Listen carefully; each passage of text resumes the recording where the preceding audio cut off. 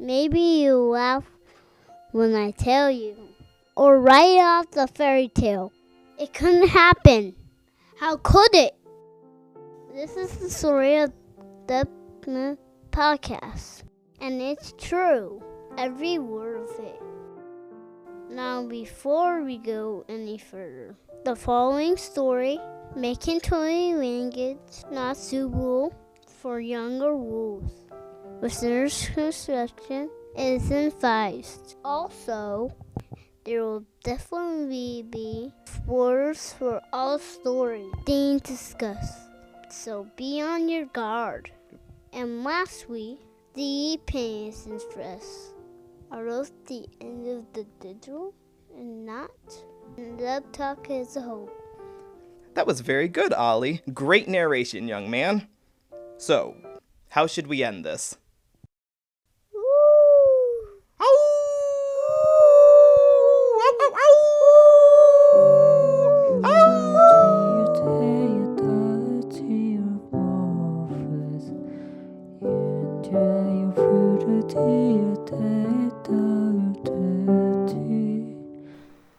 Hello, nature lovers, and welcome to Wolf Talk, the one and only podcast where we discuss all the finest wolves in the country and all around the world, from the red wolves to gray wolves to mysterious wolfmen who lure young women away in the dead of night. We cover them all here on this absolutely wolf-tastic podcast.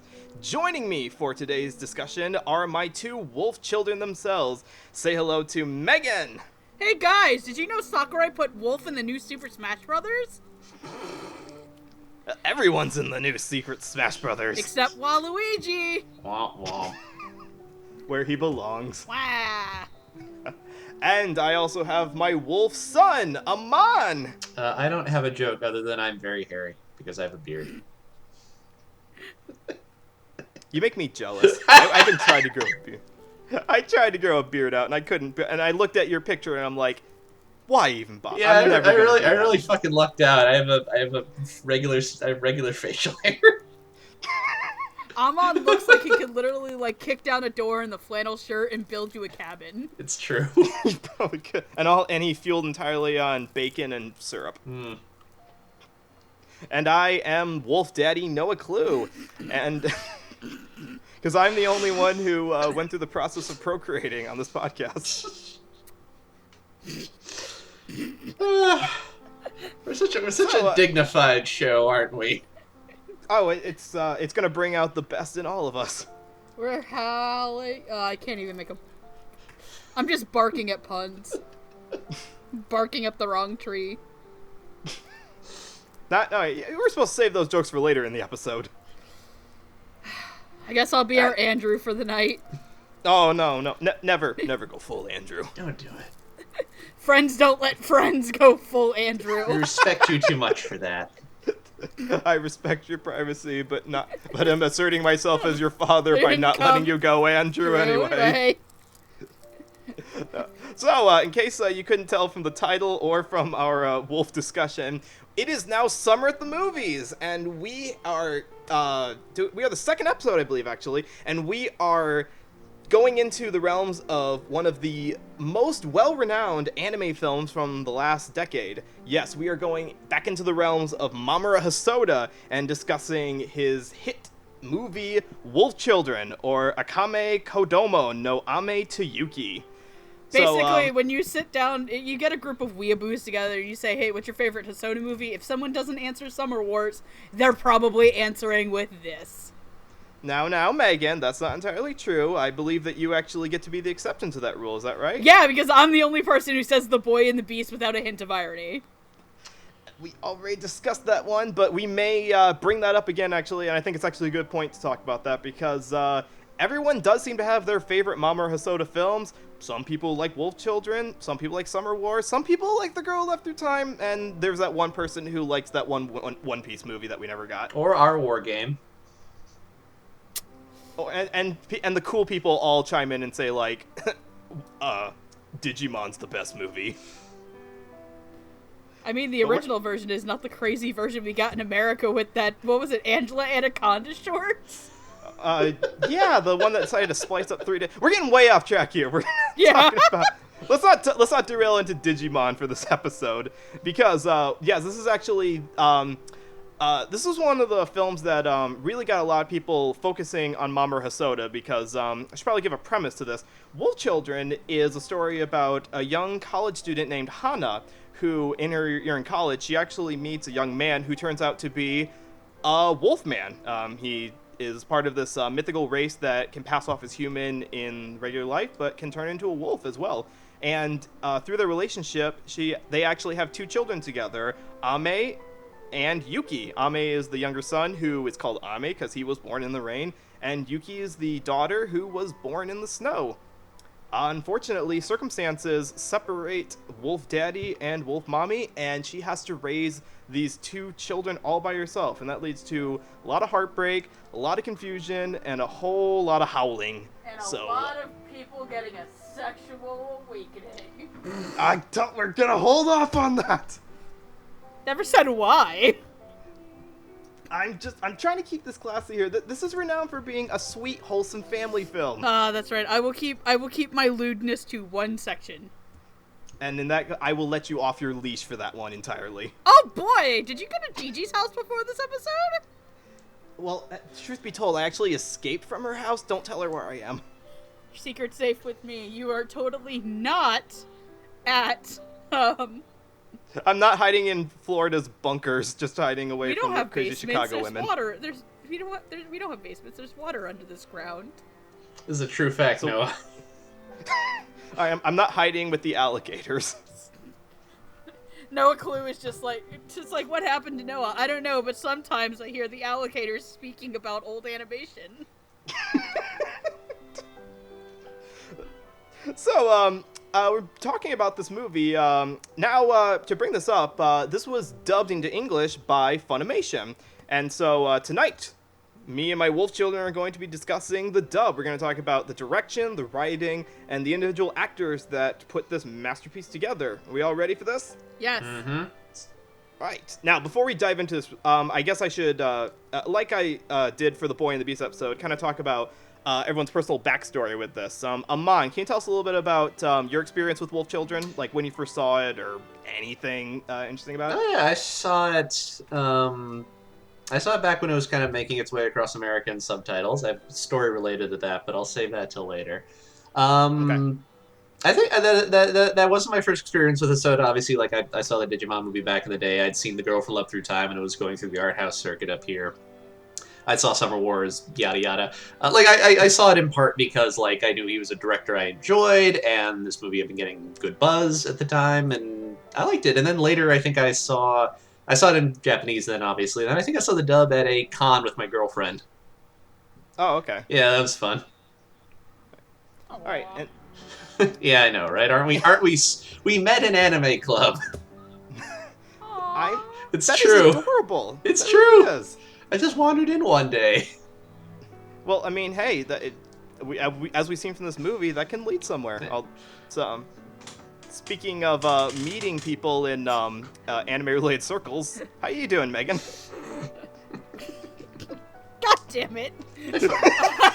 I find it appropriate that this is an episode that it consists of people who are all currently in relationships. That is true. That's true. That happened entirely by accident. Yeah. Yep. I think we're the only people on the podcast besides Lack who are obviously besides Lack and Roots who aren't single. That's true. No. For now. For now, anyway. So I had been a big fan of Summer Wars for a while, and then I saw that this was coming out, and where I live, at least in Florida, back when this was kind of making its rounds, anime didn't really come down here very much. And even then, it's still kind of shoddy. It just depends on what we get, though. I did get the Bungo movie this year. I got the free... it's not a movie, it's literally like 3 fucking OVAs strapped together. It really is, and you find out Rin's mom is really hot. Shocking. Thank you, KyoAnnie. He's got a MILF and a fat cat named Steve. I don't know what else they wanted. So he's got 2 hot pussies. God, and I'm the one who's not bringing any class to this episode. I'm allowed to make dad jokes, alright? I have it on my driver's license that says allowed to make bad dad jokes. I can ask Jenny if that's true. Do I have to have Jenny get your muzzle? Yeah, Megan, I thought we were friends. We are friends. And Stop friends betraying don't me. let friends make dad jokes. Do you know every episode where Jenny's up, like, audio's appeared in the background, it's always like, are you enjoying your last night on the planet? I'm sorry, please don't kill Noah, he's a good boy. But no, so this was kind of getting passed around in, like, in trailers on Facebook and stuff, and, so I up until I watched it for this episode, I had never seen the movie in English. And that actually still holds true to this day, that until the other week, outside of the Digimon movie, which yes, it is a Hosoda film, but it was hacked up and spliced together with 3 different things, so it's like kind of a Hosoda movie with an asterisk. It's a third of a Hosoda film. Yeah, it's a third of a Hosoda film, so it's got a little asterisk. Up until I watched this movie, actually, I've never seen another Hosoda movie outside of Summer Wars in English. I watched The Boy and the Beast in Japanese. I still haven't seen it in the dub, and I am terrified to watch it because that movie destroys me. But I think my feelings, though, towards the movie have changed, because I watched the movie about, like, 4 years ago? 5 years ago, maybe, when the Japanese was out, and through methods that are not the best thing ever, because I was not a very good anime fan at the time. Yeah. I was a broke college student, and, like, streaming wasn't what it is now. We give leeway in that regards. But I do own all of the Hosoda movies that are out as of this point that are legally available. Right. Thank you, Funimation, for putting those all out. Thank you. Yeah. Same with Makoto Shinkai, actually. I own all of his movies, too, now. Oh. I don't even know. Wait, do you also own, what was the first one? A Girl and Her Cat? That's on Voices of a Distant Star. Oh, okay. They just, like, packaged it in. I think I'm actually missing one, but that is completely out of print in the U.S., so... Okay. Alright. So, my own experience with this film is, not quite as dramatic, because, I had, obviously, I saw The Girl Who Left Through Time, and I saw Summer Wars. I bought them both on home video, is how I watched both of those. I think I heard about this one had come out, and it was actually a gift. Jennifer, my wife, bought this for me as a Valentine's present the year that it came out on home video, just because she knew that I liked Hosoda films. So, and then we watched it together, and it turned out to be a really nice film to watch as a family, because there's a lot of parallels in the difficulties of raising young children with the difficulties of raising wolf children. It turns out there's really not a whole lot of difference in the trouble that they get into. The whole turning into wolves thing is, it's just a little caveat. There's no difference between wolf children and regular children. I feel like it's a metaphor. It's kind of not so thinly veiled metaphor. So yeah, my experience is I've seen it at home video, and I've also seen all of Hosoda's other films. So yeah, he's got a lot. I've caught a lot of the similarities in his other films. Like, he's directed The Girl Who Left Through Time. He directed Summer Wars. Recently, he directed The Boy and the Beast, and he has another film coming out. All of his films seem to be really focused on the difficulties of growing up with family members. It's like either becoming part of a family or growing apart from your family. He's got a real fixation on just families in general, more than any other director I've seen. Because of his own life, I believe his father wasn't present in much of his adult life, or his life in general. That would explain it. Yeah, it's kind of like, there's like a lot of the, like, really big name Japanese directors, if you, like, kind of look into their past, they kind of reflect this. Like, I know Miyazaki is one I really looked into, because I actually did a huge, like, research paper on him in class, and the whole caveat of the paper was, you have to do it about a famous person, but you can't do why they're famous. You have to do, why they are the way they are? Kinda, yeah. Like, you couldn't, like, I know I guess, because dumb high school kids, like, someone did Osama bin Laden as theirs. And he didn't do it because he had genuine interest in it. He did it to be, like, a dumb shit-ass white boy. Charming. I grew up in the South, so that explains a lot. But, like, no, I did Miyazaki, and I found out, like, that his father worked in was an airplane maker for World War II. And his mother had spinal tuberculosis. That's why she was in the hospital a lot. All that fun stuff. That does explain a lot about his fascination with aircraft. That entirely explains The Wind Rises. That and Porco Rosso. But I mean, every one of the... What film doesn't feature flying? Shit, you're right. Yep. Anyway, so back on the topic of Mamoru Hosoda, whose fascination with families is definitely going to be talked about on here. Speaking of families, we're going to talk about the voice acting family, actually. So, obviously, none of us made predictions for this. This is not one of those kind of dub talk episodes. We're going to give you the cast list, what they've done, and how we felt they did in the show. So, the movie. The movie! Now, Amon's got an interesting tidbit for this first section here, because first we're going to start talking about the director and the scriptwriter, the people who decided to take the beautiful Japanese audio and convert it into equally beautiful English. So for this one, our director is Funimation veteran and cool dad at the barbecue, Mike McFarland. And our scriptwriter is back and forth Texas and LA veteran and cool guy in the Dungeons & Dragons group, Patrick Seitz. Now, these guys are all over the place in terms of their work so far. Like, if I give you some stuff that Mike's worked on, I don't even think I have to, because you could point to almost any show on your shelf, and he's probably directed at least one of them. He directed the dub for Attack on Titan. He directed the dub for Blood Blockade Battlefront, part of Hyoka. But most relevant to this discussion, he directed the dubs for Summer Wars and Boy and the Beast, so he has a lot of experience with adapting Mamoru Hosoda's work to English. Likewise, Patrick Seitz has done a lot of really good writing. Like, he's probably best known modern times for writing the script for Anohana or for Your Lie in April. But he also was the scriptwriter for Summer Wars and Boy and the Beast. So this is actually something we're going to see quite a bit of. And it turns out there's a reason for that. Amon, you want to tell us a little bit about that? Yes, if you get I know at least the Blu-ray for Wolf Children, there's a little commentary on there that Mike McFarland hosts, and he mentions that he and Patrick were the director and scriptwriter on the dub for Summer Wars. And apparently after that came out, the Japanese side liked it so much that when Funimation got the rights to Wolf Children, they were specifically asked, hey, can you get the people who did the dub for Summer Wars to do the dub for Wolf Children? Because we really like their work and we'd like them to do it again. Right. And, Yeah, and it's really cool because, I mean, how many times do we get to hear the Japanese say, like, they like the English so much that they want to hear more of it? Yeah, right? By the way, the answer's 13.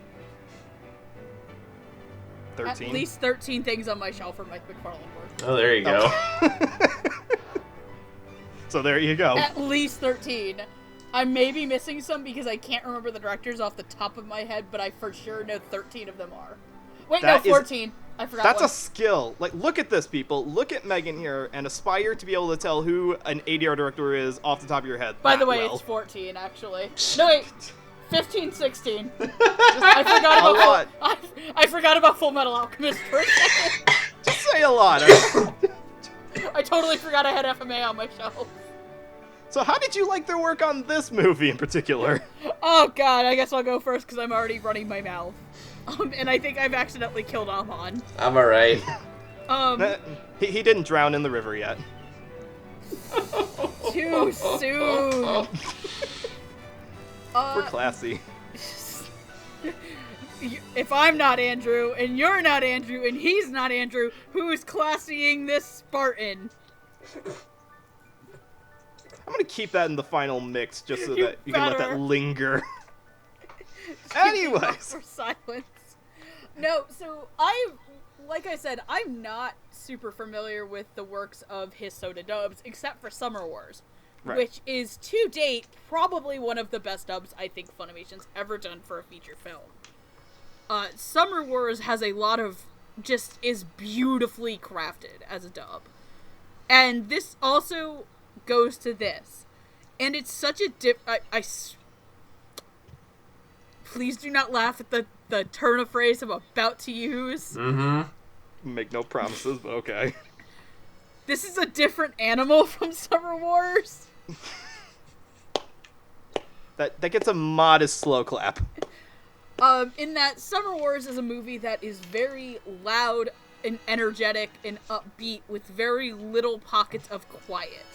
Obviously, the biggest quiet scene being kind of one of the more memorable known things if you follow English dub actors, if you know the story about what Brina Palencia was going through while she recorded a certain scene in Summer Wars. I don't want to spoil that if you've never seen Summer Wars, because it's a fantastic movie. But Mike McFarlane and Patrick Seitz as a duo is really good. And it's kind of sad that it's only relegated to Hosoda movies. Because Mike has a really great way of pushing actors to certain places and knowing them and knowing anime so well. And Patrick Seitz has a really good way of writing very quietly dialogued shows and very quietly dialogued movies that have just the right punch that also feel really grounded. Because that's something that I really like about Wolf Children, is that the dialogue in it seems very grounded even in its most surreal moments. Like when, I guess it's like when Yuki's throwing up as a toddler. Mm-hmm. Mm-hmm. And she doesn't know to take her to the doctor or the vet. And you just kind of see her standing out there, and she's between two, and she just gets on the payphone and calls them both back and forth. And, like, even in those moments, it still seems super grounded and very full of heart, which is really hard to do for some English dubs, especially one that... God, did the dub of this come out, like, 4 years ago? The premiere of it... This came out in 2012. Yeah. Oh, so this is a 6-year-old dub. So a lot of the things that you were talking about that they've directed outside of Hosoda works, they would go on to do after this. Mm-hmm. Oh, yeah. So it shows you that they had such a good foundation as a writer and director. All right. That's, I mean, I definitely agree on the fact that it's really hard to pull off some of these parts, because if you're going into this movie expecting the same, like you said, the loudness of Summer Wars, you're not going to get that, because this is one of those movies that's a lot more quieter and contemplative.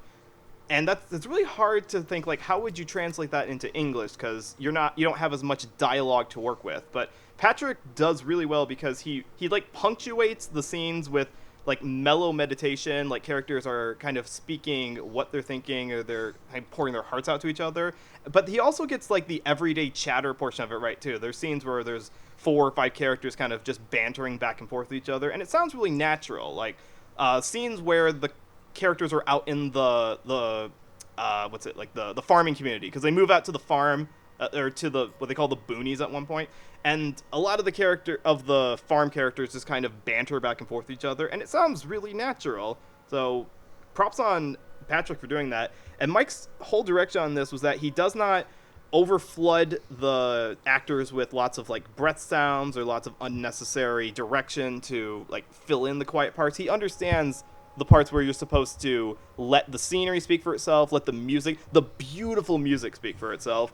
So when we do get to hear the dialogue, it like stands out a whole lot more. So yeah, full props to Mike and Patrick on this. If this is the only Mamoru Hosoda dub that you get to hear, you're in for a treat, because it's one of the higher ones in terms of all anime movie dubs. Yeah, no, I agree. I really enjoyed the direction of writing on this. I'm sorry, I'm recovering from a cold. Yeah, no, I'm all right. I had a point.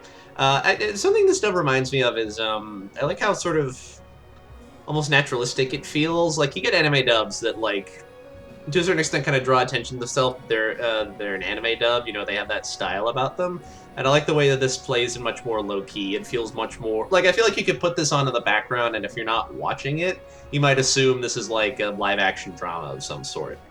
Yeah, I mean, aside from the fact that, like, if you recognize the voices of the voice actors and you've, like, heard them in anime before, yeah, I could agree that this would be almost mistaken for something that has no anime flavor to it. Yeah, and I sort of like that in part because, for as fantastic as this movie is, it feels very, like, low-key and... Not like normal, but like it is surprisingly unfantastic for something whose instigating incident is a woman meeting a werewolf, you know? Yeah, you would expect there to be a lot more mystical encounters, wouldn't you? Yeah, no, and instead it's very much about like single mom trying to do right by her kids. That's true. Did you have any like standout moments in the dub that like really grabbed you? I mean, the bit after Hana finds out what's happened to her husband kind of stands out just for being heartbreaking. And I think just played very well as like not coming off as like melodramatic or histrionic or anything. It is like it's played just right, which I think particularly given the gravity of that scene is very important. Beyond that, I like the way the kids are done. Like they feel a lot like actual little kids, which is nice. Well, yeah, we'll have a lot to say. I'll go into more about that when we're actually talking about them. But like that also stood out to me. Like they sounded like they felt like actual children, which I think sometimes is kind of hard for like adults to do because they haven't been children in a long time. Mm. If they're not around them very often, it's like, oh, how do children act? I don't know. Yeah, and especially writing them is kind of a very big pain, and again, this is adaptive writing too, so it's not like they're writing a new movie for them.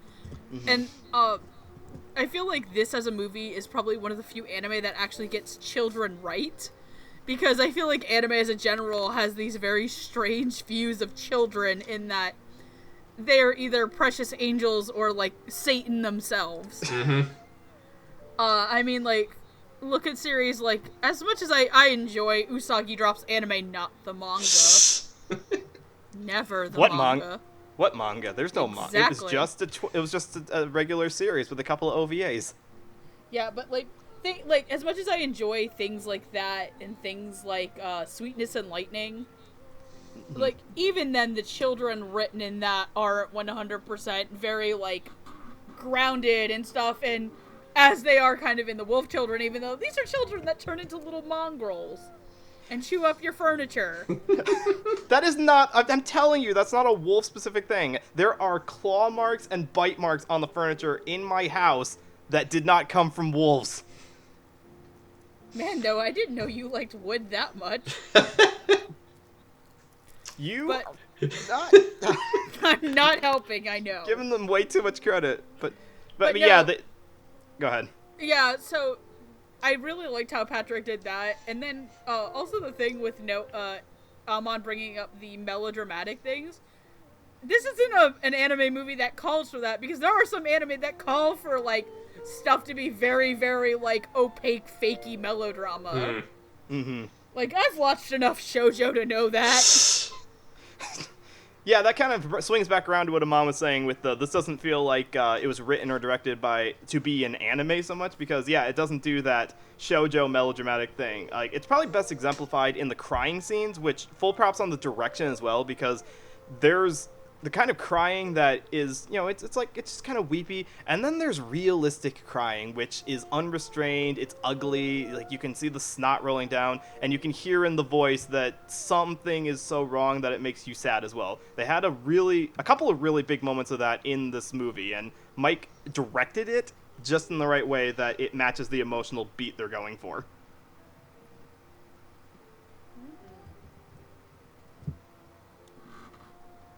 I'm good. Me too. So, with that being said, there were actors in this. I believe there were voice actors in this. That is the rumor I have heard as well. Wait, Awesome. You mean this wasn't dubbed by talking dogs?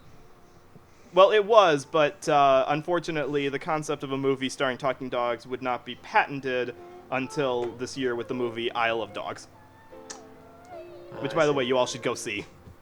Go see every Wes Anderson movie.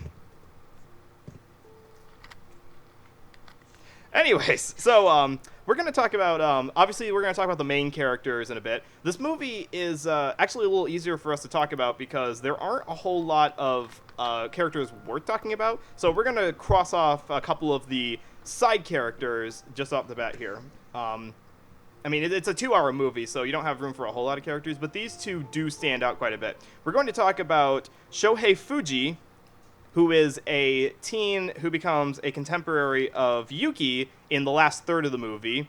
And we're also going to talk about Grandma Nirasaki, who is the most adorable moe man who you will ever see in your life. And also kind of helps Hana when she's learning to live on the farm to actually grow stuff. Because if you can't grow stuff on a farm, what are you doing there? Why are you living here? Get out. You do not belong in Silver Spoon. Go back to your show. Sha-na-na. Oh wait, that's Flying Witch. Whoopsies. Were the OPs sung by the same artist? Yes, they're both. The first OP to Silver Spoon and the OP to Flying Witch are both Miwa songs. I'll have to believe you because I've only seen Flying Witch. I haven't actually seen Silver Spoon She yet. also, You're are you watching missing the out, season Noah. Yeah. It's on the list. Yeah, also are you watching this season of My Hero? Of course. She sings the ending theme to this Okay. season. I was assuming you were going to say that, because if you were going to say she sings the opening, I'm like, wow, she's got quite the range. No, she's not. She is better than Uberworld will ever be. I'm back on topic here. So, our two characters, Shohei and Grandpa Nirasaki. Shohei is voiced by Jason Lebrecht, who has been around with the Funimation crew for quite a while, and you have most definitely heard him in something before. Looking back on stuff from like a long time ago, he was Black Cat in the show Black Cat. His name is Train. No, it's just Black Cat. Okay, sure. I'm gonna hit you with a train. I know it's Train, but he's called number 13. He's called Black Cat. He's got a couple of names. He's got like 7 names. True. So for the sake of simplicity, we're just gonna call him one name. He named Slickback. No, he's not. For you listeners out there, there's a reason Megan's referencing a pimp called Slickback, and you have no idea what it is. You will never understand why you will understand why when a certain set of vlogs come out later this year. You will. It has nothing to do with the Boondocks. It has something to do with something entirely different. But speaking of pimps, Jason Lebrecht, he has also played Kiharu in Megan's favorite series, Carnival. He was, and in more recent stuff, in case you've only been watching anime in the past couple of years, he was Hiroto Suwa in Orange, and he was, and this is a very hard name to pronounce, but I'm going to try, Yahakuza Shunana in Kado, the right answer. The guy... The alien guy with the big cube. You want to know what's really funny about that guy? And I'm only going to do this because I love making Noah, like, cry sometimes. What? No. You know what that character from Kato looks like? What? Oh, no, wait! I'm gonna save this for Wolf Daddy! Okay. Okay, fine. Put a pin in that for now. Make a note here, well, listeners. You like to make me cry. I'm about to make you cry because I know. Grandpa Nirasaki is voiced by Jerry Russell. And hold your tears in for this. He's been in quite a few shows before. He was Chen in Jormungand. He was Subarato in Princess Jellyfish. He was Tabul in Romeo and Juliet. And he was General Froy Tatel in D. Gray Man. And if you know anything about Jerry Russell, we have to give a big props to him because he unfortunately passed away a couple years ago. So, props up to you, man. We love you, Jerry. May you rest in peace. Indeed.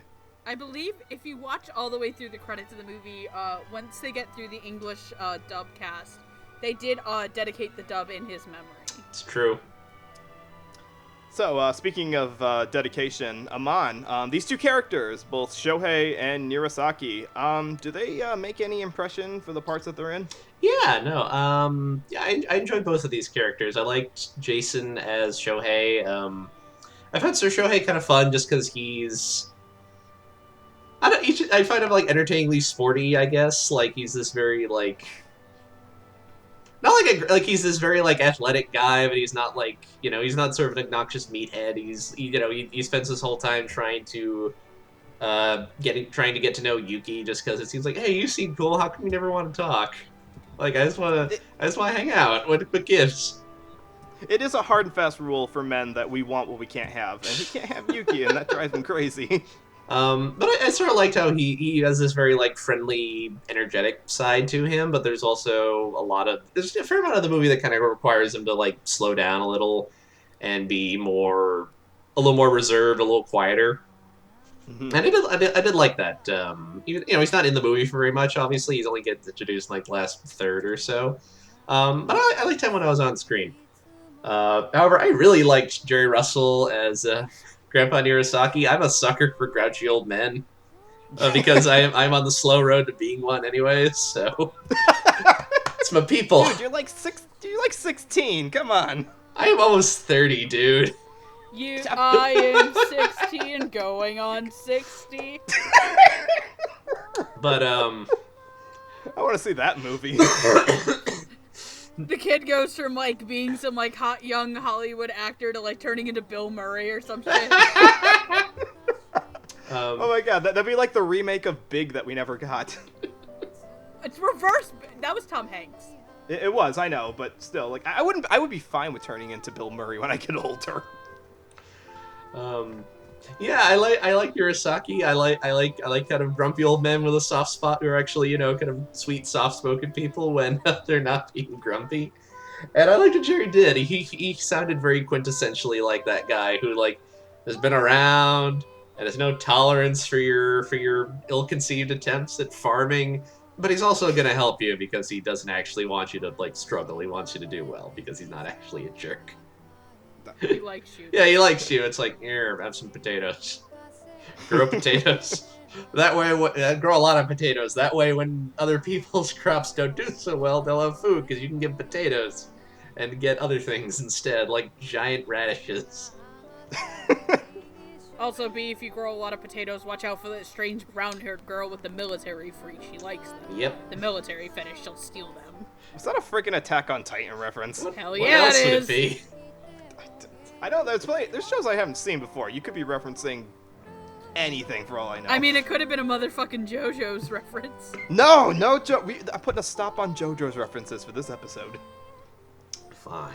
Like Dio puts a stop on time. No.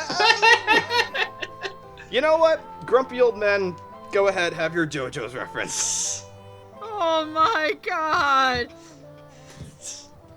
Can I go? Go ahead. Yeah. It's a Patrick Seitz written show. Go for it.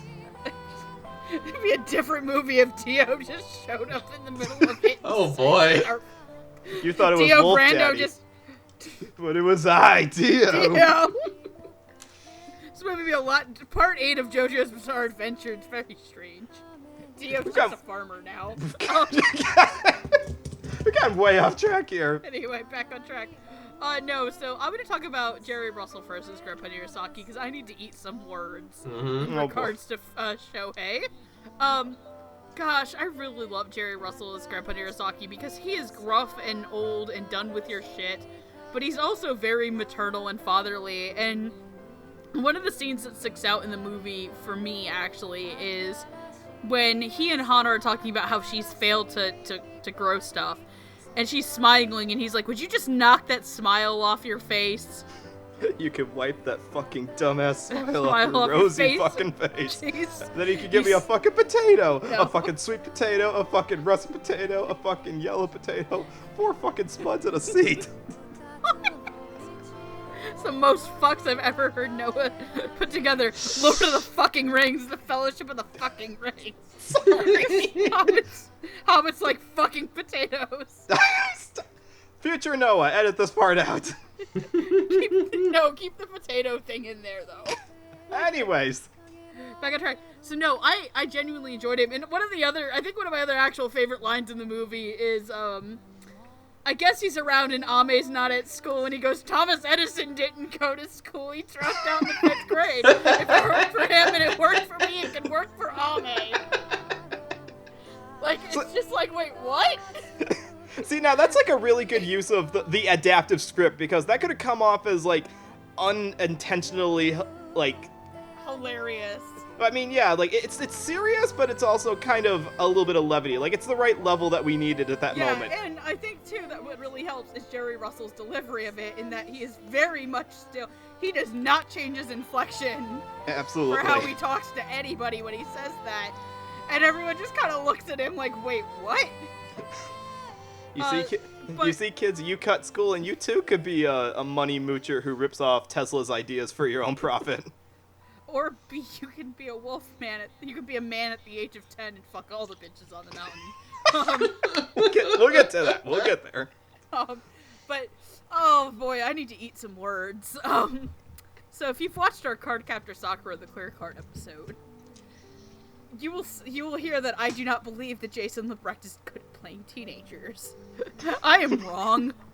I am very wrong. He played Shohei fantastically. He never sounded too old, especially compared to his Yuki counterpart. He had the right amount of just being a dumb little boy, to which, by the way, pro tip, gentlemen, when you want to get a girl like you, don't tell her she smells like a dog. That is not how you start a conversation. There's someone listening to this going like, so that was my problem all these years. I knew it was doing something wrong. Also B, because this is probably somebody else, also B, no, you do not introduce yourself like a dog and stick your nose near her bum. Just because she walks on the wild side, that is not what it means. Mm-hmm. But he really played Shohei well, and one of the aspects of Shohei that I genuinely enjoyed him playing the most is in the last arc of the movie during the rainstorm, where he and Yuki are hiding out in the school because he doesn't want to go home because he basically believes his mom's got a brand new daddy and is replacing him. And it's such a quiet scene between him and Yuki too, because that's also when he admits to knowing that she's been a wolf the whole time. And just Jason nails it, and that's like such a big moment to nail as an actor, because that's the emotional crux not only for your character, but it's the emotional crescendo for another character. And if he's not at the same level as the actress who is playing Yuki at that point, it can really kind of drain part of the life out of a scene. So, I'm really sorry, Jason, if you've heard me say you were bad at playing teenagers ever, because you're not. You were really great in this. I'm sure he's got a dartboard with your picture on it, and he's just taking that off right now. While Hotel California plays in the background.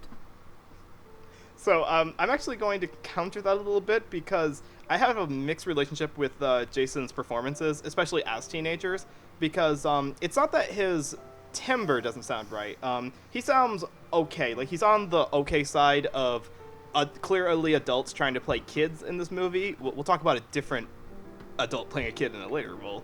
But it's always his acting. Like, he's always acted kind of aloof in all of his roles, and it's always made him seem like a little bit of a weird character, even if the character he's playing is not actually supposed to be that way. But that's okay for this role, because Shohei is the new kid in school, and he's kind of weird himself, so Jason's natural acting just kind of fits. It's just this kind of natural weirdness that Jason always brings. I also said in the Kato episode that that's what made his performance of an alien character just naturally fit. And I don't know why he always sounds like that to me. It's not the voice. It's just also the acting. I think that's also why his performance as Yato from Noragami is so memorable. Is that a character who's not... That's a spirit he's a spirit in that show, right? He's a god. He's a god, but he's also a very kind of full of himself, aloof, wandering war deity trying to put on that he is actually a god of luck. Okay. Or god of fortune or something. If you have, I know you have like an endless backlog, but I feel like Noragami is a show you would genuinely enjoy. I'm sure by the end of the year I will have crossed at least that one off of the list. Hopefully you will. So yeah, so as far as Jason goes, I know that they weren't going to cast actual kids in this movie because they don't seem to want to do that, even for shows that have primarily children characters in it. Like, we talked about this a little bit in the Barakamon episode a while ago, that they just don't like to do that at Funimation. And you know what? That's okay, because not a whole lot of studios do that. Funimation is no exception. So for what they got... I think Naev Post is kind of the only one who does. And what kind of productions have they been doing that with? Like, is it Pokemon they've been doing that with? I forget. I believe no. They do it in Your Name. They do it in Your Name. They have a little girl. They did it for My Miracle. They do it kind of for, I think I can't say that one.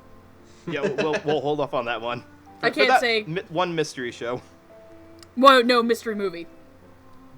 I was trying to keep it more mysterious, but sure. Never mind. Editing to the rescue. Anyways, yeah. Da-da-da-da-da.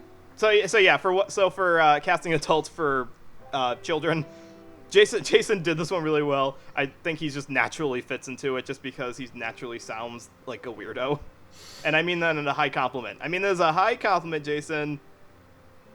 Now, as far as Jerry Russell's performance goes, I love the fact that he not only has the most rural voice in the whole cast, like he seems to have like the most out of the city kind of voice, but he also has the most phonetic acting out of all the characters. He's very to the point with his voice. All of his words are gruff and didactic, but that fits with his personality because while all the other characters are like talking about all of the things that they saw in the woods and I caught a snake and all the great things are going around me here, like I'm over exaggerating obviously, but no, Jerry's performance by contrast is entirely didactic and to the point, and that makes him not only stand out, but it also serves as a vocal contrast that makes his character even more stand out than all the other characters. And that's why we specifically listed him in this discussion, because you need this character who kind of fills a quota of masculinity that was missing for the middle of the movie, and he does a good job in filling that in. Like, our lead character of Hana is amazing, but everyone needs a little bit of help. And it's a good thing that we got a little help from our friends here. So I think we got a performance from Jerry. I think also something that the character does. I think he tells everybody else in the village to basically trade with her for potatoes. Well, I mean, he specifically tells them all to look out for her, but that's not even special because he wants everyone to look out for one another. Yeah, it's true. Don't tell him that they donated the fridge. I just enjoy the fact that somebody just had an extra fridge in their garage. It's like, oh look, they have a redneck fridge. Because my family used to have a redneck fridge. It was just an extra fridge in our garage that we had when we replaced our old one. And like when I was a kid, they would just fill it with beer and ask me to run from one garage to the other with beer. I don't think that's specifically just a redneck. Like, actually, now that I think about it, Florida and Michigan are really far apart from each other. But we had an extra fridge in our garage, too. It wasn't for beer specifically, but it was for extra stuff out in the garage. Or, like, a lot of people down here do it to put, like, venison and other, like, wild meat in. My family's just from the north, so we put beer in it. You know, I'm sure if we were more of a beer-drinking family, we probably would have done too. I'm sure my dad had some beer in there. You more of a rosé man? What, for me or for him? No, for you. No, I'm more of a hard cider kind of guy. I pegged you as a Moscato man. Anyway. I can do both. Anyways, that's way off the topic of the topic. I'm on sitting here like back in my day, I drank IPA beers through my beer. Oh, I hate IPAs. Never. No, back in my day, you're not that I drank, much of a hipster. I drank white cans that just said the word beer on it. Not a beer. Oh, what the beer from Repo Man? Yeah, definitely. Exactly. Beer, bread, beer. It gets you shit-faced. Exactly. Alright, so I guess we got good things to say about our actors here. So let's move on to... that's all the side characters. From here on in, it's all main characters. And, oh yes. Boy. Oh, boy. Keep your panties on, girls! We're going to talk... and boxers, men, if you're into him, too. You know, even for the 50% of the men out there who aren't into wolf daddies, might want to still keep your panties on for this one. Wolf daddy, 60% of the time, all the time. Oh boy, what am I gonna say here? All right, this so is where my leash comes off. Wolf daddy. You see a picture on the screen in front of you, people. That's right there is the guy who basically kickstarts the whole movie. And no, we're not just calling him Wolf Daddy because we're immature 5-year-olds. He does not actually have a credited name, not in the it's cast just like list, Wolfman or something, or in the show itself, or in the movie itself. He is never actually given a name, which is kind of, I think, is a little indicative in the writing of how much they thought about him as a character. They're like, okay, we need to have kids in the movie, so I'm pretty sure, like, they've shown a picture of his driver's license. That's I'm pretty true. sure somebody out there could translate it if they know kanji. They probably could. I mean, I think it was a little blurry, but yeah, you could probably still shot the scene where they show his driver's license and translate that. Unless it just translates to Okami-san, in which case I'll be like, of course. I mean, he's listed as Okami on ANN, so it might. Well, no, Okami just means wolf. Yes, I know, that's why. Okami just means wolf. It's like, sorry for a weird side tangent. It's like somebody apparently for like one of the Thor movies blew up Thor's driver's license, and it says he lives on like 69 Big Hammer Lane. Well, in spite of not having a name, we've definitely got a name for the actor who is playing him. So for this masculine furriness, we decided to go through the list of DILFs at the Funimation studio, and we found the best one. We found one Mr. David Matranga. That's why I said keep your panties on, ladies, because you have definitely heard David before. He loves to play handsome, devilish male characters. He was Dayon de Beaumont in Les Chevaliers d'Aon. He was, going back to Megan's favorite show, he was Akari in Carnival.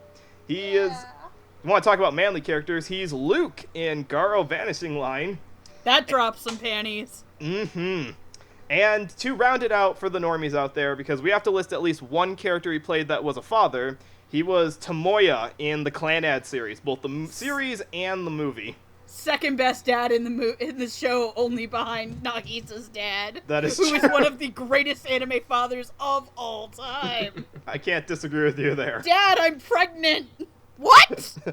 Like, I haven't even watched Clanad, but that scene is a fucking beautiful mess. Wait, you're saying that they, like, made a wish to a fairy godparent, right? Or they found it in a cabbage patch or something? No, Dad, we had sex! Which, hell yeah, they did in this movie too. By the way, Noah. Oh my god! Fine! Okay, all of you listeners out there, you, and you, yes, you. We are letting Megan off the leash for this one because we cannot talk about Wolf Children, which is a sweet family movie, without getting to the topic of the fact that Wolf Daddy and Hana kinda got it on. Well, he was a wolf man. And she might have liked it. On Christmas. And they might have done it doggy style. Got a full 12 inches. And it's all good. It's all good. We're mature about this. By the way, Noah, you remember how you were talking about Kato the right answer about a segment ago, right? Oh no, what now? So, is it me or does the lead guy... You know what's another Dave Matranga role that I enjoy? Oh no, you're not gonna bring up Brothers Conflict, are you? Oh no, I'm going worse than Brothers Conflict. Okay, let me be surprised. Which one? Growl, below. Oh my god! So, is it me? Or does the guy from Kato the right answer look like the Alba that he was giving the Crowley blowjobs to? You're not wrong. I tried to block Dramatical Murder out of my head, but now that you reminded me...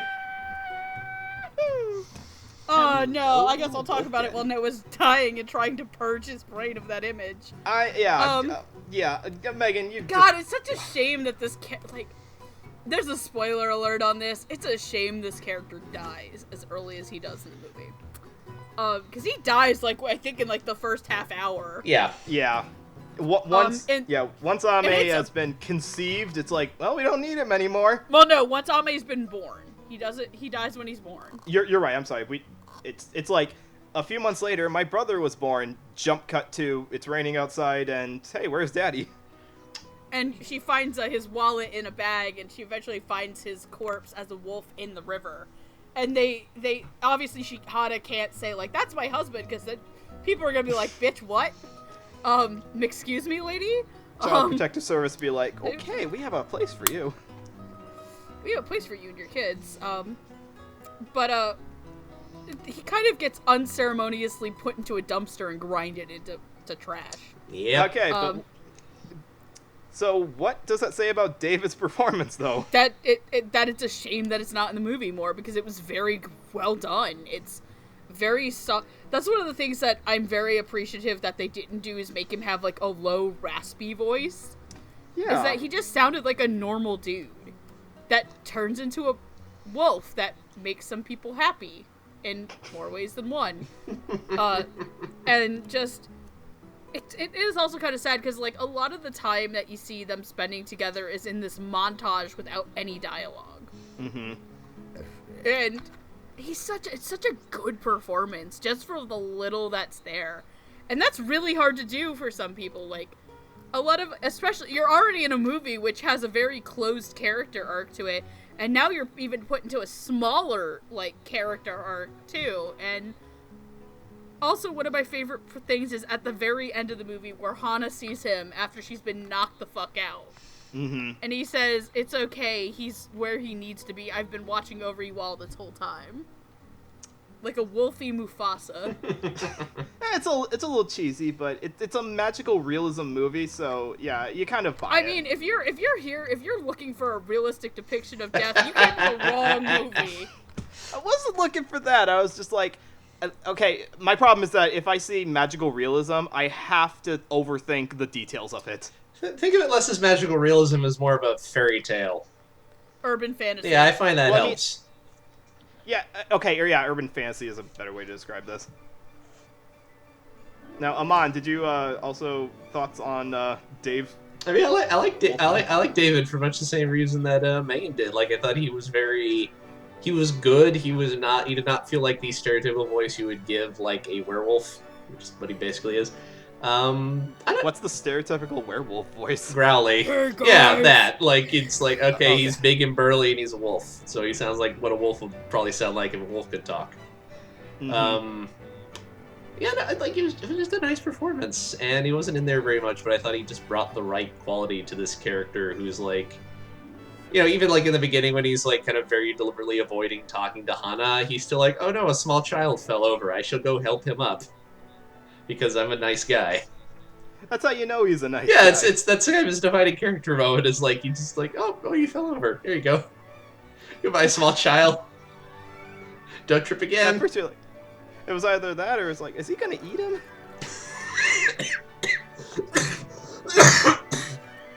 Oh shit, Amon's dead. I can't believe Amon's dead. You'll have to go on without me. The other one's not going to be on mailback order till next week. Dang it. Well, I'll pick up the slack until he comes back. David Matranga. Here's the I also agree that there's like this universal monster movie trope of having werewolves have a much raspier, scary voice, but David never dips into that as either in his human form or his wolf form, which, by the way, we see him speak in both human and wolf form, and he never changes pitch between them, which I'm glad they didn't do, because he specifically makes a point to say that the legend, the fairy tales about wolves changing under the full moon and eating people is all stuff of myth and legend. So the fact that he's still got his normal voice in both forms really demonstrates that.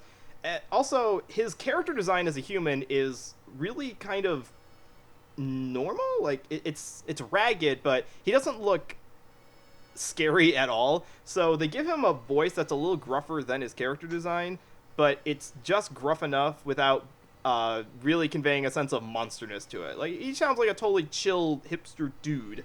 The only thing I'd say that almost didn't quite sell me on it was that he has a bit of a confession. Kind of explains to Hana, like, I should probably tell you about this medical condition I've got. And when he's expressing it to her, it's a little cheesy. The music kind of helps back that up too, because we get like these heavy swells of strings while he's admitting his backstory or about like this thing that he needs to confess to the person that he's in love with. And it's a little cheesy in the acting, and obviously so was the writing too. But aside from that one moment, he pulls off a lot of the really mellow, contemplative moments really well. And he's also, like, he conveys a lot of the heart, especially, like, the part that stood out to me the best was when Yuki is first born, he and Hana are just thinking about what they want to be as parents, the best that they want to give to their daughter, and you buy that sense of sincerity that you can feel from a first-time father. Speaking as one, that was a part that really struck me, because, as I said, I watched this movie after Oliver was born. Ruby had not been born yet, but Oliver was, so this kind of got me at, like, a really effective part of my life when I was still learning what being a father was like, and I'm like, that kind of got me. It got me right here. So David really helped in that transformation. And to finish off this bit, I just want to say definitively, yes, Wolfman does got nards. And there he goes. There you go, lost him again. You're gonna be the death of me, Noah. Well, you know, I still love you. Me too. So, now that we've covered the wolf man, we should probably talk about the wolf children. And now this is going to be the longest section. If you've gotten this far into the episode, thank you. And also, this will definitely be the longest section, because what we're going to do is we're actually going to talk about 4 different actresses here. Because even though we have only 2 wolf children, Ame and Yuki, they are portrayed by 2 different voice actresses, depending on what part of the movie that you see them in. We see them with one set of voice actors in their child years, and then we see a different set when they've entered into elementary school. There's like a time jump where there's a couple years older, and they're like definitively voiced by different actors.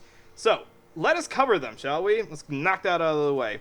For young Yuki, we have Laura Woodhull. Laura has been in a lot of productions, such as Micah in A Certain Magical Index. She was Ninya in Overlord. She's Kasori in Shimonetta. And one of Megan's other favorite shows, she was Hinami in Tokyo Ghoul. Yay! Hey. For young Ame, now this is one where, obviously, we're not going to be able to get young boys to voice this, so we have an actress voicing a young boy. In this one, we have one of my personal favorites, actually. We have Alison Victorin, who has been around the block quite a few times. To kind of give an idea about the range that she's done before, you have definitely heard her as Cutie in Space Dandy. You heard her as Naru in Barakamon. You heard her as Shota in Dragon Maid, which is another male character voiced by a female actress. But all of you probably remember this character as Conan in the original Funimation dub of Case Closed.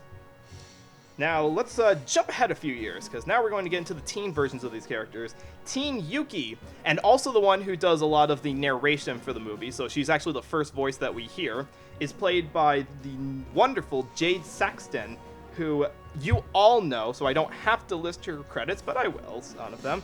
She is Senna in Haganai. She is Mira in Dimension W. She's Reki in Ari the Scarlet Ammo, and she is best, most adorable cinnamon roll dragon Kano in Dragon Maid. And to round out the cast, we have teen version of Ame. Now, since Ame is 10 years old at this point in the movie, we decided, let's get a male actor in this one. And so, to round out the cast for teen Ame, we have Micah Solasad, who you have most definitely heard in stuff like Soul and Soul Eater, or Jonah in Jormungand, or in more recent series in My Hero Academia, he plays the hero Best Genus, and he is Smile in Ping Pong, to name a few. Now, that is a long list of characters, and I suppose to break this up a little bit, let's just start focusing on the 2 actors who play Yuki, Laura and Jade. Amon, are you alive yet? Yes, I've had a cough drop. Excellent. So, Laura and Jade, do you have any thoughts on them? Yes, let me see. I'll start with Laura, who I enjoyed a lot. Young Yuki looks like she was probably pretty fun to play because she's this small, energetic dog child who spends a lot of time running around and howling and tearing up the furniture and the carpet. Being a general gremlin child. Exactly. And who can blame her? She's a werewolf baby. What else is she gonna do? And she was just really fun to listen to. She was really having a blast playing this character, who's just so energetic all the time. I don't know if I have anything deeper to say to that, but she was just a delight to listen to. She was really having so much fun, and there's so much pep and zeal. My favorite part is when she's complaining I want to go to school. I want to go to school. I want to see other children. Child. And I love that little contrast of kicking and screaming, and then the next cutscene, negotiating stage, I promise I won't turn into a wolf. I like when she's I want to go to school, and then her ears and shit pop out. Yeah, exactly. it's just a whole nice bit. I'll give full credit. This was definitely the actor that reminded me the most of Oliver for me, because I've had those moments. I've had I want to go for a walk, Oliver. I want to go for a walk, Oliver. It's time for I want to go for a walk.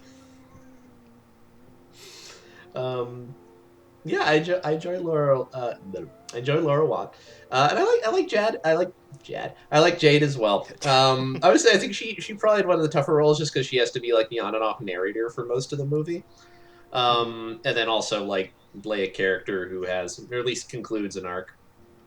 But I liked how she seemed to be the one who had to do the lifting of like Yuki's transformation from, or doing a lot from kind of the conclusion of like Yuki turning from somebody who is very, very, very energetic and tomboyish, and just finding that like as she gets older, like she kind of fits in a little better, being a little more reserved, not being into like bugs and so on.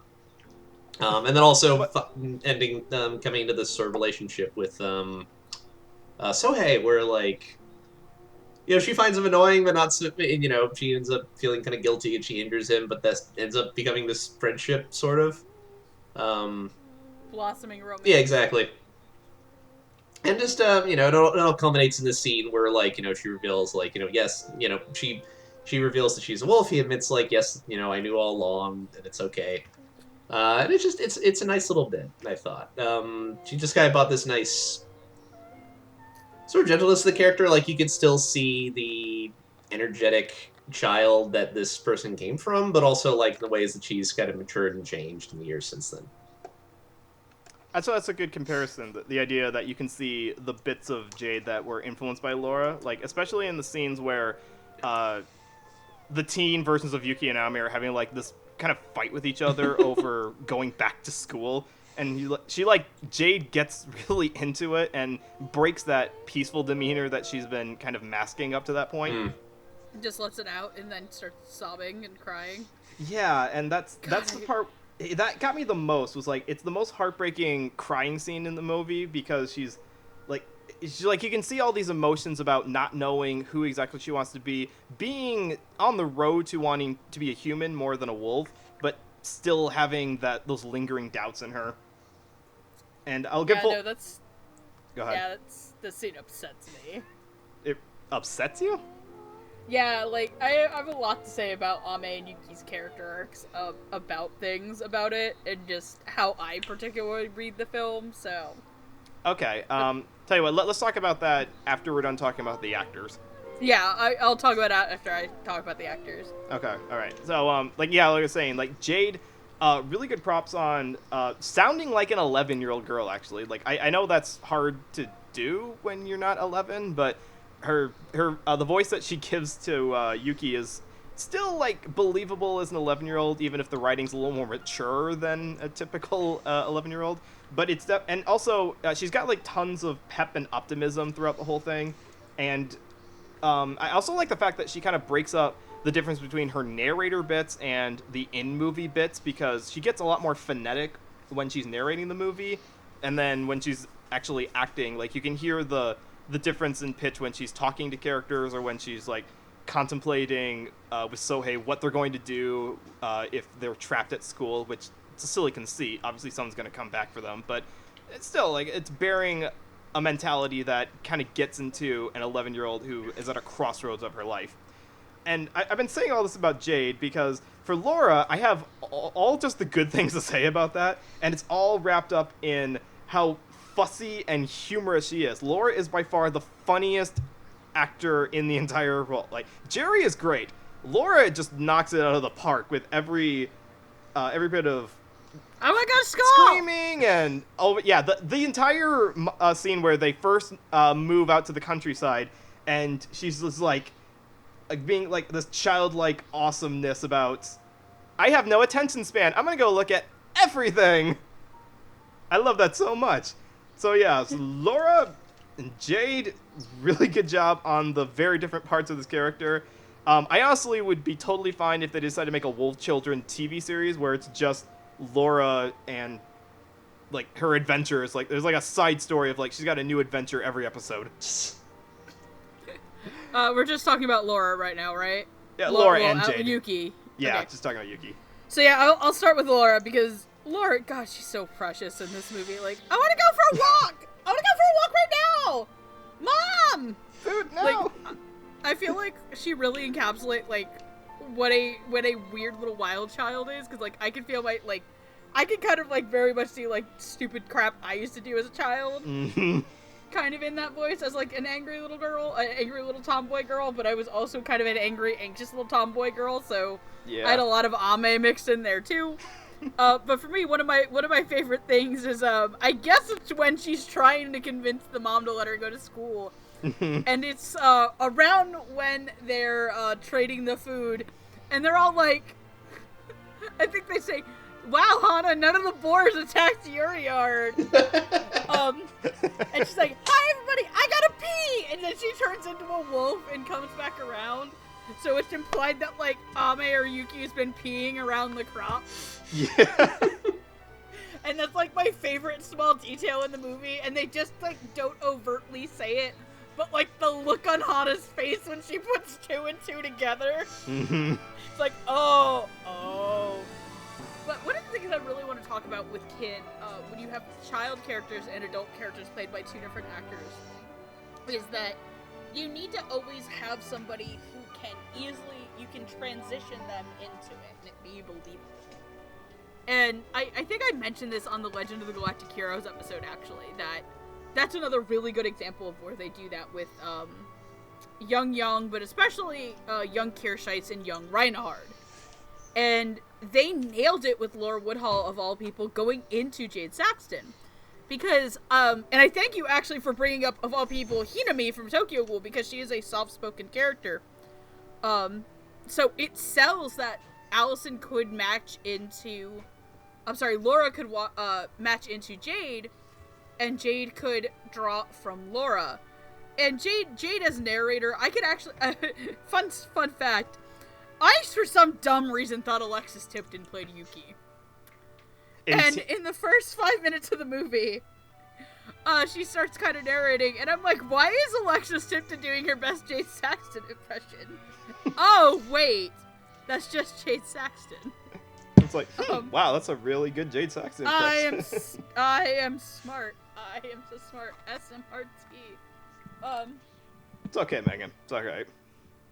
But no, I can't really reiterate more than what they say, and I kind of want to transition this into what kind of does dampen the movie for me a little bit, and it's not any of these 2 performances, but it is the fact that Yuki as a character kind of has to give up a lot of non-traditional girly things to fit in, and that kind of hurts as somebody who was not a traditional girly girl. As a child, I felt like, okay, Yuki has to concede all of these things. And especially juxtaposed to how Ame acts later in the movie, like, I'm not gonna lie, Ame is kind of the worst character in the movie for me. Ame is the fucking worst. I'm sorry. And do you hear that? Do you hear that, Megan? That's the sound of nobody in the audience disagreeing with you.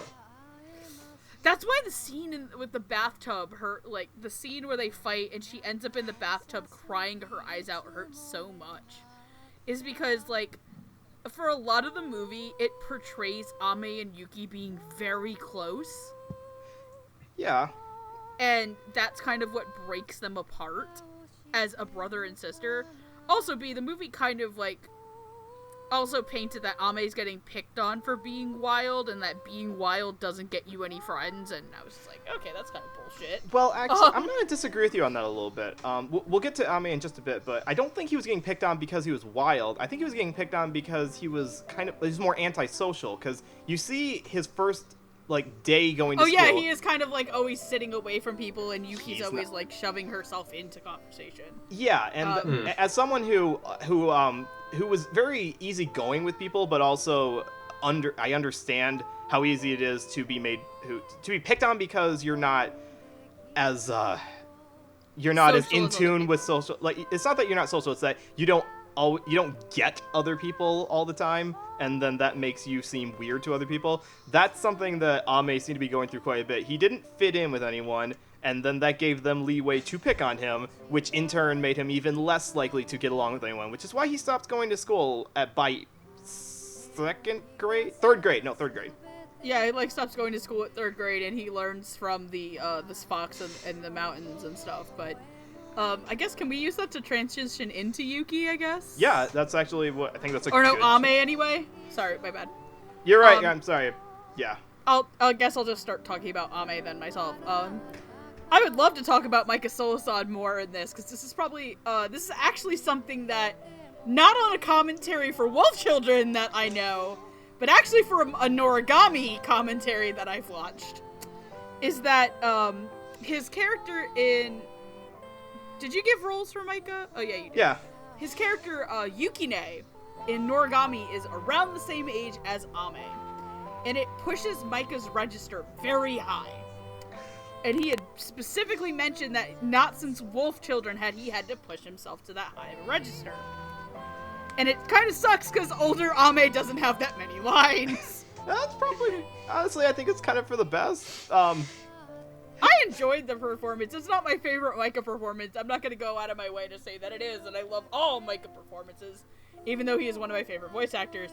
It is serviceable, and it transitions really well from who is the star as Ame, which is Alison Victorin, who, even as a younger kid, Ame is very quiet, and he cries a lot. And I have to wonder is when he's a super little baby, when they're still in the apartment, if that was Alison Victorin making crying noises, or if that was a carryover from the sound design. I'm going to assume it was her actually crying in the booth. Damn, she did a really good convincing baby cry. I mean, just like, I was listening to the timbre of it, and I had the same question too. I was like, did they actually have like, Allison record that? Like, Allison come in and cry like a baby for like 20 minutes. But for me, there is one specific scene that Alison Victorin had to nail. And that is when Ame almost drowns. And that's where he kind of starts transitioning into not so nice Ame. Yeah. That is the day that I think Jade, by the way, delivers this wonderfully as the narrator. That was the day my brother stopped being timid. Mm-hmm. And and she flicks that switch too, and there's this very weird, very strange scene of Ame laying there. And he's like, Mommy, I saw a kingfisher. And it's a little bit kind of sociopathic. I could see it's the a little scary. It's a little scary. It's a little unnerving. Well, it is. Well, but give props to Alison on this. It was still in character. Oh, no, it was completely in character. And that's why I'm pointing it out that she nailed it. Is that it has to be a little bit creepy and tensioned. Because, all of a sudden Yuki's like, oh, I didn't die. I can't die. I am the wolf. Mommy, I almost killed a bird. And Hannah's just sitting there thinking like, oh God, it almost happened again. Oh, that's like obvious. Is it? Oh also my God. I never thought about... Amon, I never thought about that. No, I just realized that now. It's like, oh my God, he almost died the same way his dad did. Shit. I never also, thought... if you look at the feathers on the bird, they are very similar to the pheasant that he was trying to do. You are right. I never thought of that. Holy crap. That's like in like, weird side tangent. That was like when Andrew was watching Yamato, and he's like, I never realized, and I think this is also an Alison Victorin or Laura Woodhall character too. Oh my God, the guy that this X character holds as a giant laser goes through a building and saves the city from falling up them. That's the daughter of X character who died. Holy shit! Oh my God, you have no idea. Oh my God. Like, I thought I got this movie. Like, I understood the parallels. Like, if there's snow on the ground, or if there's rain, something significant's gonna happen because the characters are obviously named Ame, which is rain, and Yuki, which means snow. But I missed that detail about nearly drowning like his dad did. Oh my God. Yeah, and it's also, yeah, you're right. Like, everything bad only happens in rain and snow in this movie. Everyone, it's like God, what's his name? What's that one really pretentious writer? Ernest Hemingway. It's like an Ernest Hemingway novel. That bastard. I forgot. I know you hate Ernest Hemingway, and I know you also hate the guy who wrote Moby Dick. I hate Herman Melville. I really do. See, I really need you to watch Bungo Stray Dogs Season 2 when one of the villains is Herman Melville. Yeah, I do. Just from the fact that all the characters are based on authors, I have been meaning to check out Bungo Stray Dogs. Bungo Stray Dogs is a ton of fun. There is an entire fight scene that comes in Season 2. Okay, like, a weird tangent. So John Steinbeck is a character in Season 2, and his ability is literally shooting grapes at people and making them infect them. You're lying. I don't know that author. I'm not dead. You wrote the Grapes of Wrath, Noah. Oh, I didn't think they'd be that on the nose, though. No, like, a couple of them are pretty clever, like, Does he shoot mice and men, too? No, just the grapes. Okay, I'm like... And Lovecraft is a tentacle monster. I tell you what, I'll watch Bungo Stray Dogs if you watch Read or Die the OVA. I can't, it's not legally streaming. I will bring a copy with me to a fest. I'm not, no, pick something that's streaming. I'm just saying, that's another series where... in that case, it's famous scientists are personified as supervillains with superpowers. Good Lord. It's awesome. Seriously, pick something that's streaming that isn't ecchi, and I will do it. Well, that limits it down quite a bit. Because you were going to immediately go for My First Girlfriend is a Gal, and you know I hate that show. Oh, no, that's not nearly literary enough. No, I'll think of something later. But anyways, on the topic of... What, you mean softcore porn isn't literature? No, it is. It's just, we're classy. We're a classier organization than that. As you can tell from the last hour and a half of this episode. Anyway, go ahead. Okay, so I want to talk about Allison very quickly because she has almost an underrated job in this one because Ame, as a kid, does not get a whole lot to say or do. The first time where we really get a chance to hear him speak is kind of a gut wrench because his very first dialogue in the movie is talking to his mom about how he laments that wolves are always killed in fairy tales. He's looking at stuff like, The Three Little Pigs or Red Riding Hood. And every time, and he's right, wolves are always personified as the villains there. And that kind of, it makes sense because his dad was a wolf, he's a wolf, and he doesn't quite understand, are we the bad guys? Why are we always villainized? We're not bad. And so, are we the baddies? No, it's not like that. That gift, they actually are the baddies. But although Ame is kind of a bastard later on. So, anyways, that's not the point. Allison's portrayal of that is really different than anything I've really heard her in because I'm used to her playing peppy, upbeat characters. Like, I know her best as Naru in Barakamon, which is like the dynamic opposite of this. And I'm really impressed by how much she gets across all of the whimpering and the quiet talking that Ame's got in his voice. And especially in carrying over to the scene where he nearly drowns, she never changes personality. She keeps the same pitch, tone, speaking pattern, while still having this almost complete change in thought process that Ame goes through when he realizes that he likes the wild, he likes the hunt, he likes the thrill that being a wolf gives him. So I really liked Allison's portrayal on that, and it really does push beyond what I'm used to her portraying, so I always like hearing that. Now on to Micah. I'm gonna say this, he's not wrong in the dramatic department.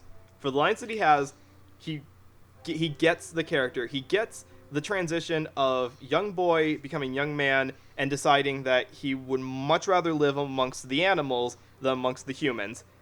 That's not a problem. The problem just comes back to the pitch. No matter how much you pitch up your adult male voice actor, it's always going to be difficult to believe that as a young boy. As a boy of 10 years old. I don't believe they actually pitch up his voice. No, that's just him pushing his voice. Well, that's what I mean. I'm saying, like, going into a falsetto as an actor, there's only so far you can get before it stops being believable. And I don't even think he goes up that high. Like, he doesn't give himself that high of a voice. So, it's just, from the very moment he says the word, yep, I'm skipping school, I'm like, I'm done. No, I'm sorry. That's no. Go back. Go get me a Tara Strong or some actress who plays little boys. I'm not saying the dramatic was wrong on that one. It's just this was an instance where I think it was a bit of a miscast to not try to find either a teenager or an adult male who can sound more like a teenager. Or not even teen. I'm sorry, he's 10 years old. So that's what's throwing me off more is that he's supposed to be 10 years old, and it just doesn't sound like it. See, like you said, he had only a handful of lines, and he's in exactly the right spot. Like, he conveys the transition of Ame into what he's going to be, into the accepting that he likes living amongst the animals, and that's where he's going to go. It takes me out of it with the voice. Yeah, I find that amusing because if you listen to the commentary track when Mike's talking to Micah about the role, he initially starts calling him adult Ame, and he's like, well, he's not an adult, he's like 10. Yeah, exactly. So they noticed that. I think that's supposed to be part of the irony is, like, as Hana points out, it's like, all right, yes, 10 is an adult for a wolf, but you're not a wolf, you're a boy wolf. This is really confusing. I wish my husband had left notes. Well, we'll compromise and say 15. How about sure. that? 15 as an adult.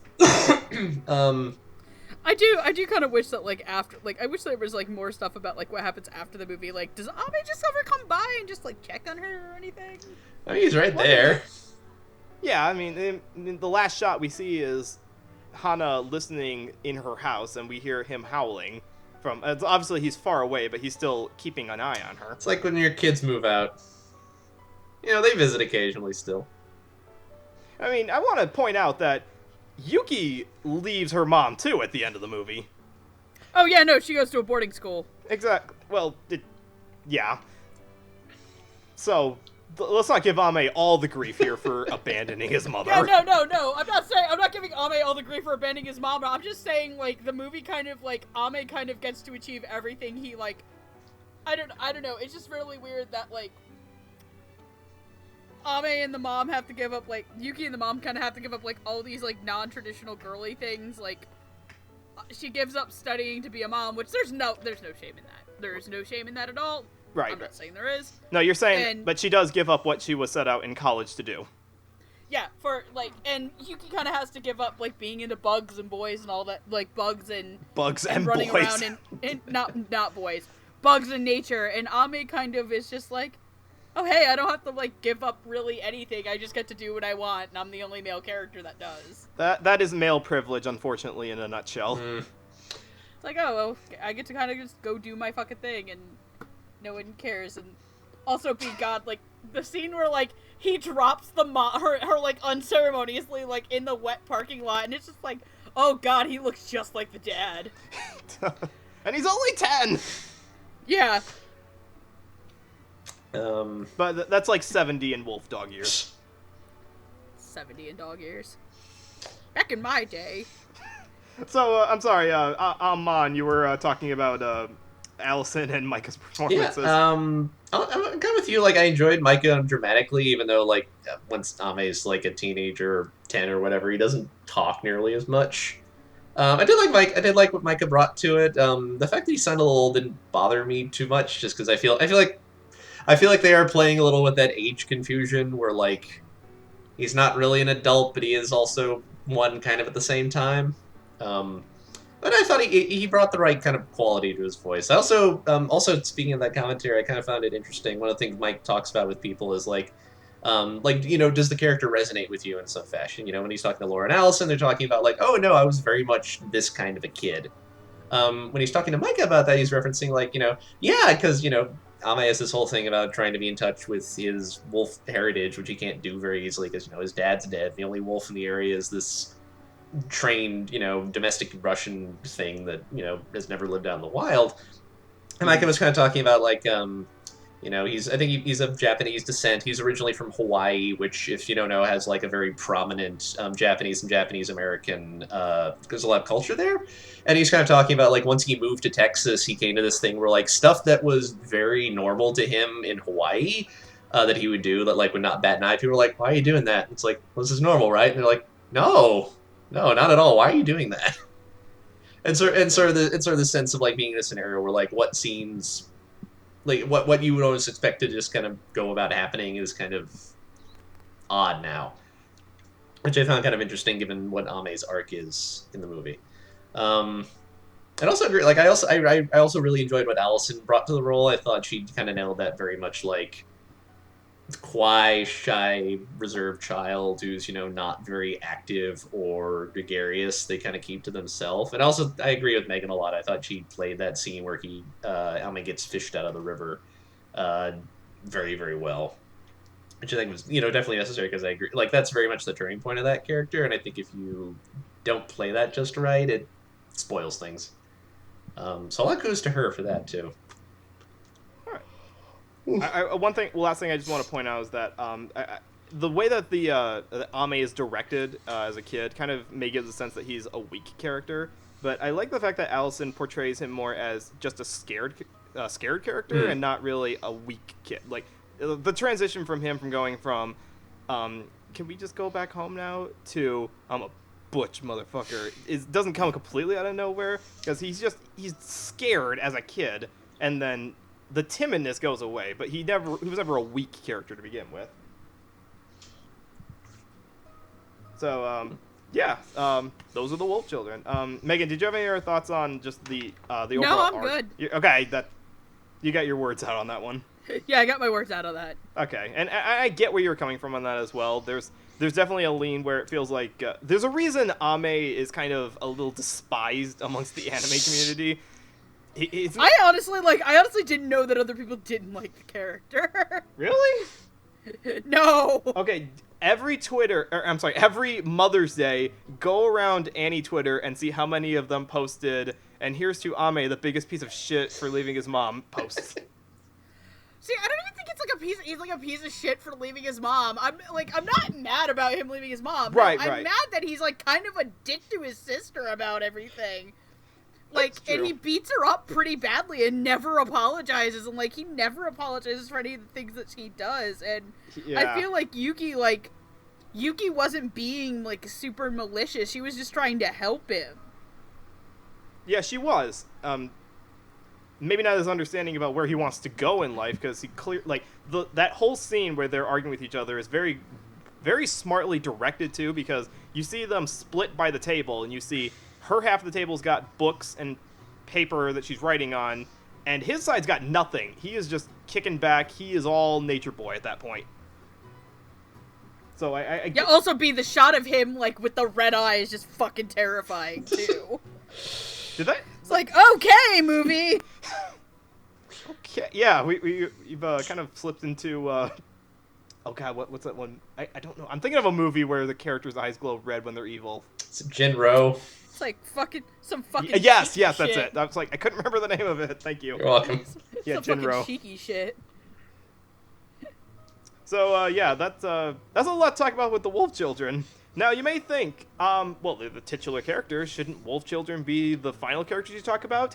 No, because even though they are the titular characters, we do not consider them the star characters. We consider that to be the one who is the greatest mother on all anime top 10 lists when it comes to anime moms, and that is, of course, our final character.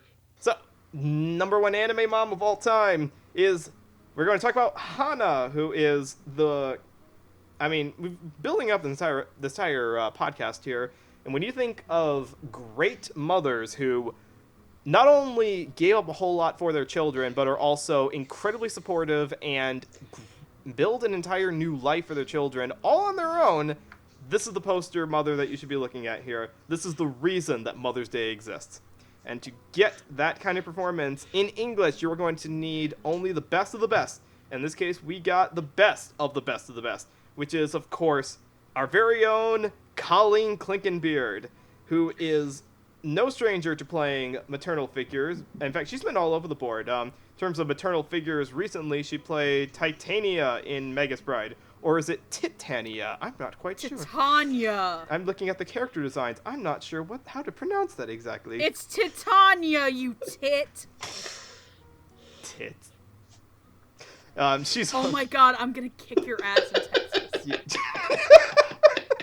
I'm gonna wow. literally beat your ass in front of the rest of the podcast. Wow. Now, is that before or after we hug it out? Hardy isn't gonna be the only one suplexing you that weekend. Oh. Coming this summer to Texas, Nerd Fights 2018. No, it's not a nerd fight. You guys have obviously seen Gravity Falls, right? Baby Yeah. fights. There we go. Just me and Noah just sitting on the floor smacking each other. I want that on a t-shirt now. I'm gonna kick your ass in Texas. Yeehaw, motherfucker! That sounds like a- Time for me to go to the rodeo and beat your ass like a clown. I mean, it sounds like a movie tagline from like a cheesy 80s action movie. God damn it. Back on topic here, though. Like I said, Colleen's been around for a while. Just to cover some other things she's been in. She was also Yoko in XXX Holic. It's She's Yuko, Minnie not C in Yoko. Alice- God, Jesus Christ. See, this is why I shouldn't handwrite stuff, because my U's turn into O's if I'm writing too quickly. Sorry. But you know who I'm talking about. She's also, in another modern role, she's Momo in My Hero Academia. But probably her most definitive mother role of all time, Monkey D. Luffy in One Piece. Luffy is the mother and father to that crew. Yeah, he is. I'm sorry. I was trying to think of like a good stinger for a way to end this cast list. I'm like, who's the most motherly role? I'm like, just go with Luffy. So, this is going to give us a lot to talk about because Hana is the one who goes through the most character development throughout the whole thing. She is changed the most by the events of the whole thing, and I guess we're probably going to have to talk a little bit about whether or not we, not only what we thought about Colleen's performance, but also the way that it was written from beginning to end. I think, Amon, you should get to go first on this. Yeah, I like this performance a lot. I liked Hana's arc, I guess. Like, I just enjoyed watching this woman, like, be put into a weird circumstance and then experience this tragedy and basically kind of have to figure out on her own, all right, how can I do well by my children who I can't just plop back into society? How am I going to pull this off? And just watching her go through with that, and just, you can always just see the love and affection she had for her kids in this movie, and I think Colleen did a wonderful job of bringing that out, just her dedication and her sweetness and her loyalty. And it's kind of beautiful. That also helps that, like, my mom has that haircut, so which I know is Your weird, mom, but by it's the like, way, no. I think we bring it up. Dude, his mom's house is fucking baller. Oh, it is. I want the fully end design. Like the sink is the thing that I was looking at. Like, I want that. Like this jeweled tiled. Oh, I wasn't sink. talking It's like, about oh my Hana's. God. I wasn't talking about Hana. I was talking about Amon's actual mother. You know, I'm just gonna take this No, a no, little bit out keep because it, I'm it was sorry great. I didn't know which one you're talking No, it's about. I mean, look, you're right. That house is Yeah, beautiful. that house in the movie is. I would 100% live there. That is a gorgeous Same. house. I have been told that Amon's house is not only baller, but is like the only house on the planet that has 3 floors. That's not true. No, I you need to come to Boston. No, that's the only one. It definitely has 3 floors. I had a point. What was it? I like Colleen in this a lot. She has to go through a lot in this movie of, like, joy and tragedy and sorrow. And, like, even though, like, she's not the narrator, even though she is not the title character, I do think of this movie as being her story more than anyone else's. And, like, she's a very, like, this performance is essential. If you don't get Hana right, I think the whole dub kind of falls apart. And I just love what Colleen did here. It's like, yes, I care about this character so much, and I want her to succeed so much. And Colleen just helped build that sense of empathy so well. Nice. I find it interesting that you said that your mom has the same haircut because I specifically remembered that the character designer for this movie is Yoshiyuki Sadamoto, Yep. who also designed the character designs for Evangelion. So I'm trying to imagine your mom being designed for the Evangelion world. I would also like to point out that my mom also has the same haircut. It's a mom cut. That kind of just past their your chin bob, right? Yeah. My mom also has that haircut. A little wait. It's better than the I want to see the manager haircut, at least. Where is that meme coming from? Someone at my work even referenced that, and I'm like, how did you hear about that? I'll explain to you after this. Becky. No, I know. No, never mind. No, but Hana does not want to speak to the manager because she's far too good for that, ever. Hana is what every parent should aspire to be, even if she's not a real human. And Colleen this is, like, everyone's probably like, Luffy is Colleen's defining role, or Urza from Fairy Tail is Colleen's defining role. And I'm like, no, it is this role. This soft-spoken, demure, yet hard and wonderful, warm performance that just carries the shit out of this movie. Like, it is so flawless. And I rarely use that word as flawless as anyone could ever be. She brings that character to life. And it is so hard-pressed to do that in under 2 hours. And it's just incredible. Like, it's just so beautiful, and it's hard to put into words why I enjoy it so much. But, man, if anybody hasn't seen this movie or only reduces Colleen down to Urza and Luffy, they need to be strapped to a chair Clockwork Orange style to listen to this. No. I mean, like, you should be allowed to enjoy this movie. Don't force anyone to watch it. Well, if you haven't watched it, why haven't you? Because it's one of the it's probably one of the best anime movies out there, despite my nitpicks with it. But just, Jesus, just go, man. I can't explain it. That is really a testament, because a lot of the times on this podcast we'll have people who have plenty of things to say about why they like a role, but sometimes you just get that one that is so perfectly iconic that you can't even, like, to describe it, to try to put into words why it's so good would do it a disservice. You should just listen to it in itself. So Colleen gets this. She has one part in this whole thing, like one trick that she seems to get that seems like quintessentially like something a parent would do. Like, not only does she keep her composure even when situations get really rough because she doesn't want her children to become disturbed by stuff that's bothering her, but she also has these little vocal tics that kind of mask the things that she's feeling that are troubling her, like the idea that their crops are dying, or that they're not going to have enough money to survive off of, or that hey guys, we don't have a dad anymore, I'm gonna have to do this all on my own. Like, she seems to mask all of that. And they kind of explain near the beginning of the movie that the reason that Hana, the character, does that is because she was advised by her late father to always smile, partly as a coping mechanism, but also as a way to just make the world a better place. And in the way that parents will sometimes do the same thing for their own children, Colleen seems to really get that in a lot of the lines when she's talking with her children, and just trying to make their own lives as good as she can make it, in protecting them, providing for them, accommodating their eccentricities, not just as wolf children, but just as rambunctious children themselves. Like, regular human children have more than enough problems as it is, as you would know if you've dealt with any children ever in the planet.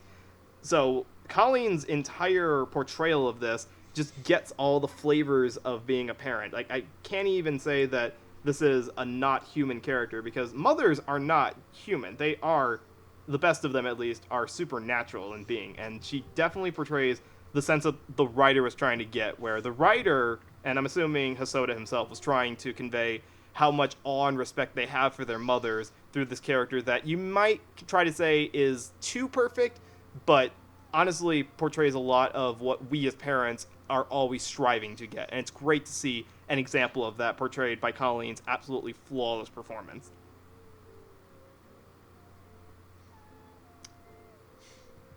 You know, honestly, we probably should have released this for Mother's Day, so let's call this a belated Mother's Day episode. Yeah, like, I think all of us are still pretty, I would assume that we're all pretty close to our moms. Yeah. Mm-hmm. Like, yeah, I love my mom. Like, I guess it's, like, weird to talk about, like, like, I am a shit gremlin. But I'm her shit gremlin. I swear, I curse, like, but I'm happy that she, of all the children in the world that she could pick to have, she picked me, so. I love you, Mom, even though I am your crying pain in the ass child who doesn't pick up her laundry and keeps leaving things in the dryer. Well, to be fair, that's, like, Jenny does that too, and I get after that. Does she not put, does she also not pick things out of the dryer? She just takes clothes out and just puts them on. No, what she loves to do is she loves to, she'll clean the clothes, she'll fold them, but then she'll leave them in the laundry room. Oh, I don't even do that. I just put things on chairs. I'm just like, oh, okay, I'll wear this later. Okay, so Jennifer actually is better at laundry than Megan. Yeah, I'm awful at laundry. No, but, like, I'll give full props to Jennifer. To my wife is an amazing mother because she has the task of taking care of Oliver and Ruby for about half the day without me because I work a full shift. I work a full, 9-to-5 job. And she always comes through. She has a lot to deal with. My offspring are not easy to deal You have with. cute-ass They can be fun sometimes, though. but they are... I said you have What? cute-ass offspring, though. I do, and luckily, adorableness can get you very far in life. But it takes a real mother to have affection for those who are very difficult to deal with. And I'll give also the same props to my own mom because she has never had an easy life with me to deal with. Because as she's always said, she says that she wonders what goes on in my head a lot of the times. We don't have the same wavelength of minds a lot of times, but she accommodated a whole lot in raising me, and I cannot thank her enough for doing that and for helping to make me, I believe, a better person just by always showing me that there is a better way than giving up. Amon, do you have words for your mother? I guess it's turning into mother appreciation time. I love my mother. She's great. She raised me not to be a little asshole. And I appreciate that. There are a lot of terrible people out there, and I credit my mom for helping raise me right. She's wonderful. She did. She raised a very good boy. Megan, your mom raised a wonderful daughter. Let's give it up for great moms out there fighting the thankless fight for us every day. And with that, we have come to the end of the podcast. Thank you very much. If you've gotten this far, the secret code word to post in the comment section to prove that you got this far White is... Christmas. Sure. I was going to go with something a little more wholesome, but Why? sure. What were you going to do? White Christmas it is. I was just going to say daikon radishes, but fine. White Christmas it is. She got a daikon radish. Oh, for God's sake. If you would like to watch Wolf Children yourself, you may think, well, this is a movie. It's not streaming anywhere. Wrong you are, because it actually is streaming. Funimation recently added all of the Mamoru Hosoda films that they have licensed to their streaming platform. So if you would like to watch this, you can watch it on Funimation.com or on their app, Funimation Now. And if you don't have a Funimation account by now, you can get a free 2-week trial. You just got to sign up for that. And if you enter your credit card information, you get 2 free weeks of all the anime goodness, simul dubs, regular dubs, old ass shit you've never heard of before, all for the low price after the 2 weeks of only $6.99. And trust me, you're going to want to keep that account after the 2-week trial is over because there is a whole lot out there. I could be watching Funimation nonstop from morning to night, and I would still never catch up on all the stuff that they've got. And if you would like to follow even closer, though, there's also a home video release of this movie that, as Amon pointed out, has some extra special features on it, including commentaries, some background production from the Japanese, and the also fun trailers that come with it, as well as having a physical copy of this amazing movie. I highly recommend buying it. Yeah, there's like 2 different home video these guys releases. There's the regular one, and then there's the Hosoda collection one. Right. I have the regular collection one. I have the fancy one. It's very nice. Very nice. Well, yeah, you have Blu-ray. I'm poor and not poor, but I'm easy to please, and I like DVD. You don't need to make that jump where everything's more expensive now. Yeah. I honestly can get a whole lot of stuff for much cheaper just by sticking to DVD. I'll be frank, it's probably the smarter decision. Keep doing that. Have you seen my Yes, collection? it's terrifying. It's I'm horrified. You could catch up. You just have to really know where to look. I live in a 2-bedroom. I live in a 2-room apartment. Where am I gonna put it all? Your bed, obviously. I need to sleep there. If I die young, bury me in anime, lay me down on a bed of shoujo, sink me in the river at dawn, pay me off to the words of a love pawn. Coming soon, Megan's first EP, If I Die Otaku. Coming soon to an iTunes near you. I was like, my anime is, I can't believe I died surrounded by my anime and got reincarnated as a body pillow. No. I can You totally know that's believe gonna that. be an anime one day. It's only a matter of time. That's I'm sure there's some unknown author penning that as their There's first a light light novel as about a we guy who speak. gets turned into a vending machine. What? Yep. Never mind. I'll explain after this. That's for a different episode. Okay. Speaking of weird off-brand stuff that nobody understands, the Dub Talk podcast that you're listening to now, thank you for listening. If you would like to continue to follow us, we have our YouTube channel. There's also going to be audio-only formats coming soon, so if you're listening on one of those, hello from the past. And, or you could watch us here on our YouTube channel. Go ahead and hit subscribe and ring that notification bell to see all of our new episodes. We have new episodes every Wednesday and occasionally on Fridays as well. And we also have multiple social media feeds, including Twitter, which is @dubtalkpodcast, Tumblr, which is @dubtalkpodcast, a couple other ones as well. Megan, do we have a Discord? yet? No, we don't have a Discord server, but you can hang out with me on the Funimation one. Right. Actually, speaking of that, let's transition over to individual plug yourself time. Megan, go Follow for me it. at Quinera2, where I post a bunch of bad daily rambles and shit posts. And we love you for it. Amon! I want to go last. You go next. I have a fine. story. Oh, okay. I can be found on Twitter @NoahClue, where I plug the most obscure animation I can find, or post pictures of my children, because, as has been pointed out, they are most adorable. I also have a YouTube channel, which is youtube.com/journeytraveler, which I haven't updated yet. If you've heard past episodes, you probably hear me say that before. But who knows? There may be some surprises in the work. Amon? You can find me at AmonDuelUS on Twitter. Duel has 2 U's in it. I usually talk about music, comic books, whatever. I also have a blog, which you can find at worldthat'scoming.blogspot.com. I'm hoping to actually put something there soon, because I haven't updated in like 2 years. It's very embarrassing. And as is tradition, I have a dusty old song for all you listeners. As you may know, there's a long tradition of songs about werewolves in popular music. Werewolves of London by Warren Zevon, Dancing in the Moonlight by King Harvest, Werewolf by Michael Hurley, etc. However, I'm going to recommend to you the best song about werewolves, Wolf Like Me by TV on the Radio, which is great because it both works as a metaphor for the beast within its all, and also just works as a literal song about werewolves running around wrecking shit at night. It's great. But now, it's time for a story. Ah, yes! So, as I mentioned, no. I saw Wolf Children when it was making the rounds up in here as a subtitled movie in North America. Specifically, I saw it at MIT. Because at MIT, there's a professor named Ian Condry. He teaches Japanese cultural studies, and he and Mamoru Hosoda are buddies.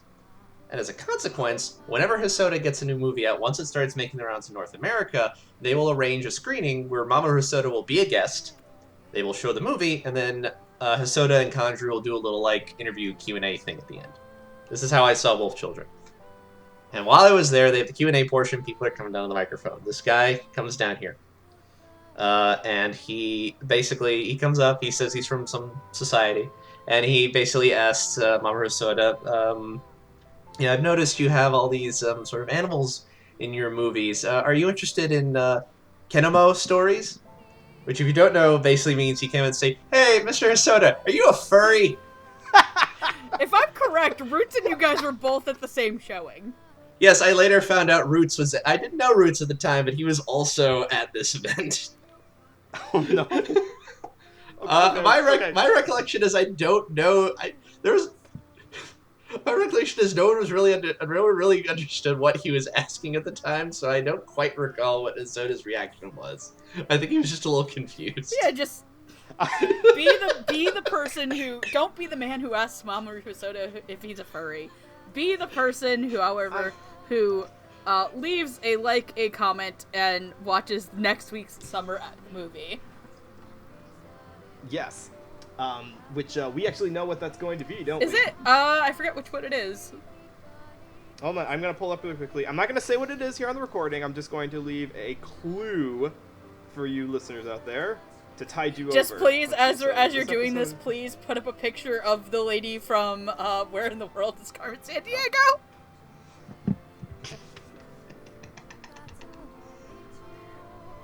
I don't get your brain sometimes. Remember, you have to spend a week with me again. Oh no. You said that we had a great time last year. I know. It's the thing. The problem is that I'm gonna suffer from withdrawal. Is the problem you get afterwards? to actually go to Funimation this time, so. I am so hyped as hell. I really hope Mike I just hope they don't kick us out. Is the guy. Did you ever hear that story, by the way? Well, hold on a second. Let's finish this up before, right. and we'll talk about that. Okay. Anyway, Okay. back in. Jake.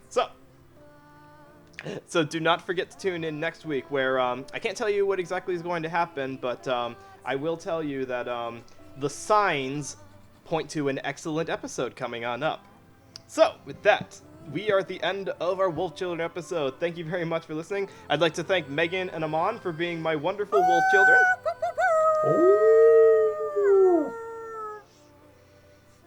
And I'm going to go get some kibble. So, good night. Have a wonderful night. Bacon! Aloha. Good night. Otaku on, my friends. Good night, nerds.